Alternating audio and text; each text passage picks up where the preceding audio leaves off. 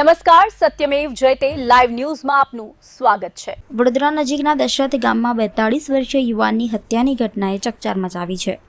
પ્રાપ્ત વિગતો અનુસાર મૃતક ઉમેદ ભવનભાઈ વસાવા ખાનગી શોરૂમમાં વાહનોના વોશિંગનું કામ કરતા હતા। તેમના પિતાનું તાજેતરમાં મોતિયાના ઓપરેશન થયેલું હોવાથી તેઓ પોતાના પુત્રની જગ્યાએ રાત્રિ દરમિયાન ડ્યુટી પર ગયા હતા।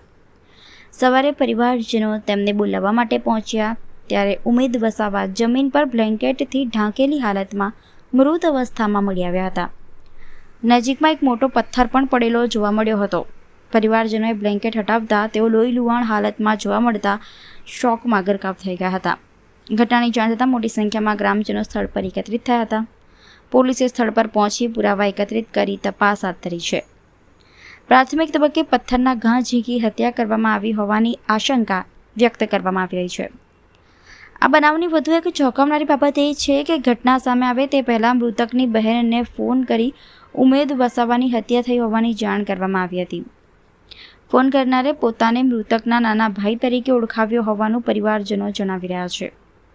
જોકે ઘટનાના સમયે મૃતકનો નાનો ભાઈ તો નોકરી પર હાજર હોવાનું સામે આવતા આ ફોન કોણે કર્યો હતો તે પોલીસ માટે તપાસનો મહત્વનો મુદ્દો બન્યો છે।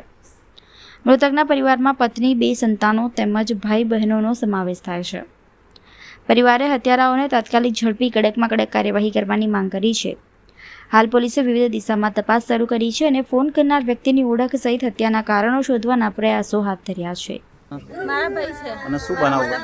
હા, નોકરી કરતા હતા। હા. મારા પપ્પાને ઠેકોને એવા આવતા હતા। મારા પપ્પા નોકરી કરતા હતા એટલે પપ્પાનું ઓપરેશન કરાયું છે એટલે એવા 2 દિવસ હું આવે છે।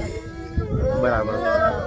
એવું કહેવાય કે તમને કોઈ ફોન કરીને જાણ કરી હતી? હા, મારતા મને પહેલા? કોઈ ફોન કરીને જાણ કરી તો એવું કીધું કે તું જલ્દી આય, ટીના ભાઈને કોકે મારી નાખ્યા છે અને માથું બાથું બધું ચીબી નાખ્યું છે અને હું સૂર્ય બોલું છું એટલું કીધું મને।